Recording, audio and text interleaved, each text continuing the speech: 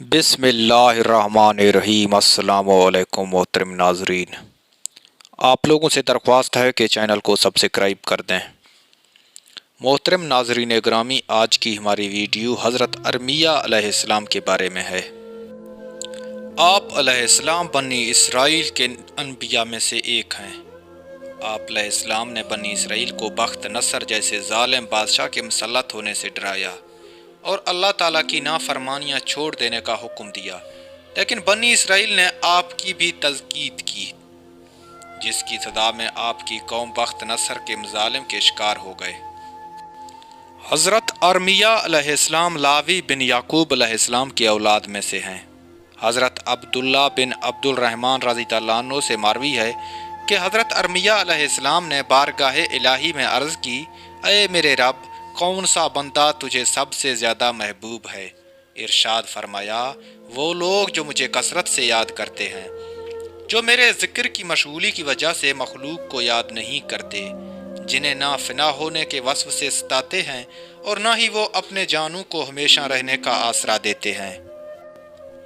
جب عیش و عشرت ان کے سامنے پیش کیا جاتا ہے تو وہ بے قرار ہو جاتے ہیں، اور جب عیش و عشرت ہٹا لیا جاتا ہے تو وہ اس سے خوش ہو جاتے ہیں۔ یہی وہ لوگ ہیں جنہیں میں اپنی محبت اور حد سے زیادہ نعمتیں عطا کرتا ہوں۔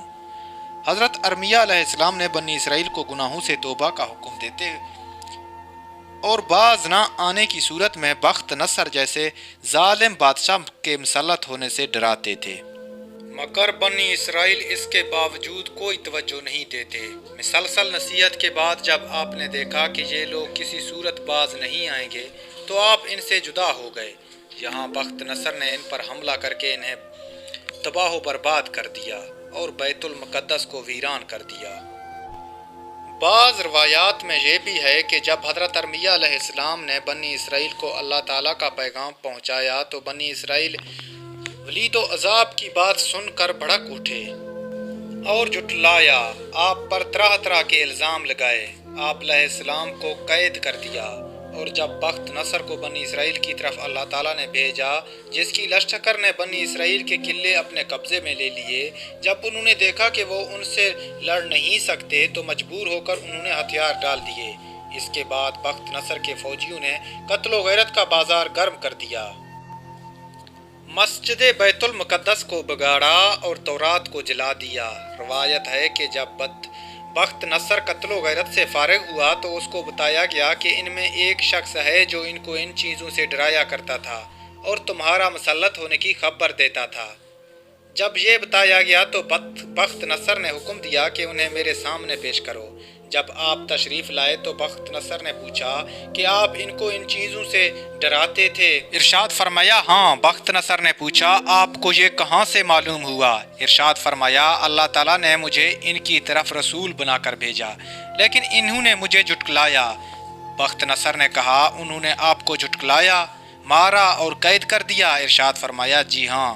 بخت نصر نے فرمایا، وہ لوگ کتنے برے ہیں جنہوں نے اپنے نبی کو جھٹلایا اور اپنے رب کے پیغام کو نہیں مانا۔ پھر بخت نصر نے آپ سے کہا، کیا آپ میرے ساتھ ملنا چاہیں گے تاکہ میں آپ کو عزت اور منصف دوں؟ لیکن اگر آپ چاہیں تو اپنی سرزمین میں بھی قیام فرمائیں، میری طرف سے آپ کو امان ہے۔